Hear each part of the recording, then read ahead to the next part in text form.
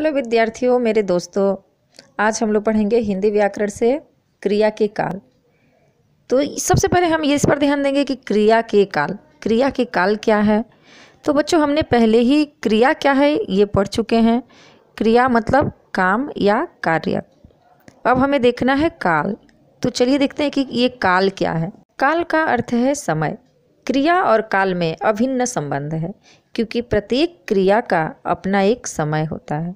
जैसे इसे हम समझेंगे एक उदाहरण द्वारा। मतदान आज होगा, गाड़ी शाम को 5 बजे आती है, कार्यालय 9:30 बजे खुलेगा। इस प्रकार आज 5 बजे और 9:30 बजे ये क्रमशः होगा, आती है और खुलेगा क्रियाओं का समय सूचित करता है। जैसा कि मैंने आपको पहले ही बताया, क्रिया मतलब काम और काल मतलब काम का होना। तो पहले वाक्य में हम देख रहे हैं कि मतदान आज होगा, दूसरे वाक्य में हम देख रहे हैं कि गाड़ी शाम को 5 बजे आती है, तीसरे वाक्य में हम देख रहे हैं कि कार्यालय 9:30 बजे खुलेगा। तो बेटा इसमें लिखा है कि कोई काम आज होगा या आती है या किस टाइम में होगा, हो रहा है। इस तरह से जो समय बताया गया है वह काल कहलाता है। दूसरे शब्दों में हम यूँ कह सकते हैं कि क्रिया के जिस रूप से क्रिया के होने के समय का बोध हो उसे ही काल कहते हैं। वैसे तो हम सबको पता है कि काल के मुख्य 3 प्रकार होते हैं: वर्तमान काल, भूतकाल और भविष्य काल। वर्तमान काल जैसे आपने पहले भी पढ़ा है और आप सबको मालूम भी है कि वर्तमान काल मतलब जो काम चल रहा है, जो काम हो रहा है। भूतकाल मतलब जो काम हो चुका है, बीत चुका है, वो भूतकाल होता है। और भविष्य काल मतलब जो काम अभी होने वाला है, तो उसे हम भविष्य काल कहते हैं। इस प्रकार से काल के 3 प्रकार होते हैं। लेकिन अब जैसे जैसे हम आगे बढ़ रहे हैं, जैसे जैसे हम बड़े हो रहे हैं, तो हमारा पढ़ाई भी विस्तार पूर्वक से बढ़ते जा रहा है। अब यहाँ पर मैं आपको ये बताऊंगी कि वर्तमान काल के भी 3 काल होते हैं, भूतकाल के भी 3 प्रकार होते हैं और भविष्य काल के भी 3 प्रकार होते हैं। तो हम पहला देखेंगे वर्तमान काल के जो 3 प्रकार हैं उस पर ध्यान देंगे। कौन कौन से हैं? सामान्य वर्तमान काल, अपूर्ण वर्तमान काल और पूर्ण वर्तमान काल। अब इन्हें हम कैसे जानेंगे कि कौन सा सामान्य वर्तमान काल है, कौन सा अपूर्ण वर्तमान काल है और कौन सा पूर्ण वर्तमान काल है? तो इनको जानने के लिए, समझने के लिए हमें कुछ उदाहरण देखने पड़ेंगे। वर्तमान काल के 3 प्रकार। जो पहला है सामान्य वर्तमान काल।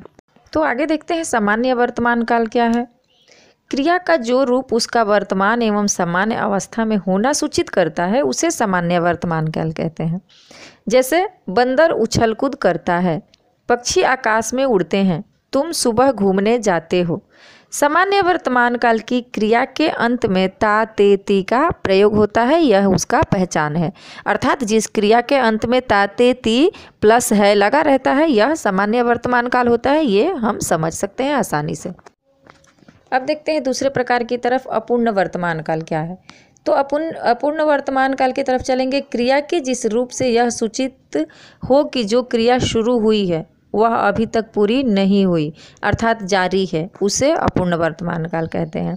जैसे मैं पत्र लिख रहा हूँ, इससे क्या पता चल रहा है कि मैं पत्र लिख रहा हूँ, अभी लिख करके कंप्लीट नहीं हुआ है। तुम पहेली हल कर रहे हो, हम गुल्ली डंडा खेल रहे हैं। अपूर्ण वर्तमान काल में मुख्य क्रिया के साथ प्रायः रहा, रही, रहे लगा रहता है, यह इसकी पहचान है। जहाँ पे पहले हमने देखा ताते ती लगा हुआ है यानी सामान्य वर्तमान काल, रहा, रही, रहे लगा रहेगा यानी अपूर्ण वर्तमान काल। अब देखते हैं पूर्ण वर्तमान काल।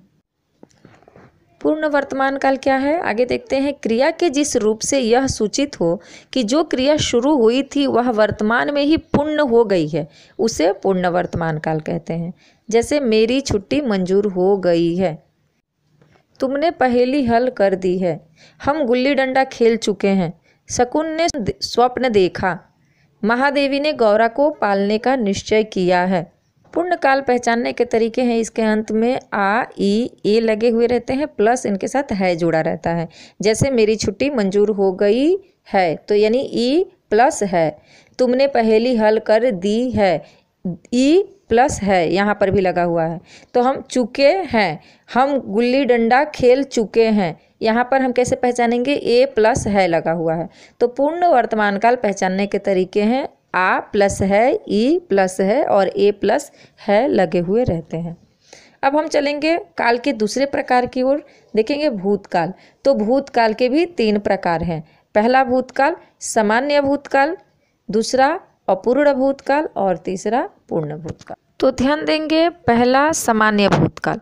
क्रिया का जो रूप उसका बीते हुए समय में होना सूचित करता है उसे सामान्य भूतकाल कहते हैं। जैसे माँ ने लोरी सुनाई, तुमने प्रश्न हल किया, किसान ने हीरे को देखा, आदित्य ने फोटो खींचे, डायना ने पढ़ाई की। अब यहाँ पर आप देखेंगे कि लास्ट में जो इसको पहचानने के तरीके हैं कि लास्ट में इसमें भी आ ई ए आ रहा है, प्लस इसके साथ है नहीं आ रहा है जो आ रहा था वो वर्तमान काल था, लेकिन ये है भूतकाल। तो भूतकाल में आ ई ए आ रहा है लेकिन इसके साथ है नहीं आ रहा है, ये होता है सामान्य भूतकाल। इसमें सिर्फ इतना ही है कि माँ ने लोरी सुनाई, अगर माँ ने लोरी सुनाई ये होता तो ये पूर्ण वर्तमान काल हो जाता, लेकिन ये सामान्य भूतकाल है क्योंकि यहाँ पे है नहीं लगा हुआ है। माँ ने लोरी सुनाई, तुमने प्रश्न हल किया, तो ये सामान्य भूतकाल है। दूसरा हम देखेंगे अपूर्ण भूतकाल। जिस क्रिया के रूप से यह सूचित हो कि क्रिया भूतकाल में शुरू हुई थी परंतु पूरी नहीं हुई थी उसे अपूर्ण भूतकाल कहते हैं। जैसे मैं विद्यालय जा रहा था, तुम आम खा रहे थे।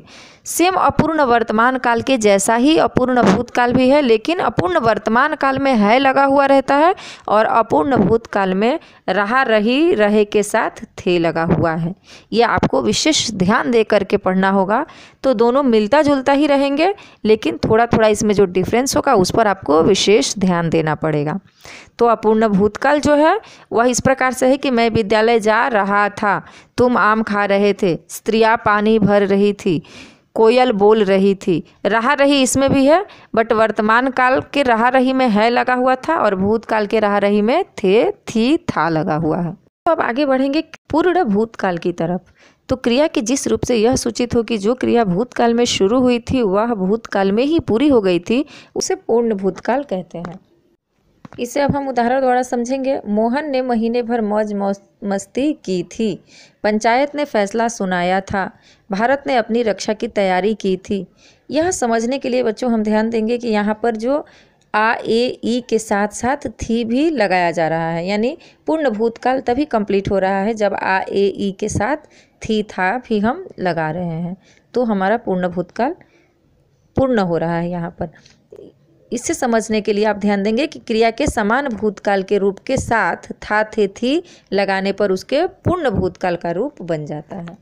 अब यहाँ पर हम अंतिम काल का एक प्रकार देखेंगे, भविष्य काल। तो भविष्य काल क्या है कि क्रिया का जो रूप उसका आने वाले समय में होना सूचित करे उसे भविष्य काल कहते हैं।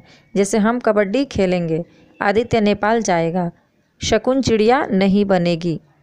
यहाँ पर सिर्फ गा गे गी लगा हुआ है और इससे पता चल रहा है कि ये भविष्य काल है। सामान्य भविष्य काल की क्रिया के साथ प्रायः गा गे गी का प्रयोग किया जाता है। इस प्रकार से हमारा क्रिया के काल पाठ भी समाप्त होता है और व्याकरण से हमें आगे पढ़ना रहेगा वाक्य और वाक्य के प्रकार। तो आप लोग यूं ही जुड़े रहिए, लेसन देखते रहिए और आगे आगे मैं जो भी डाल रही हूँ उस पर ध्यान देते रहिए, अच्छे से पढ़ाई करते रहिए। धन्यवाद।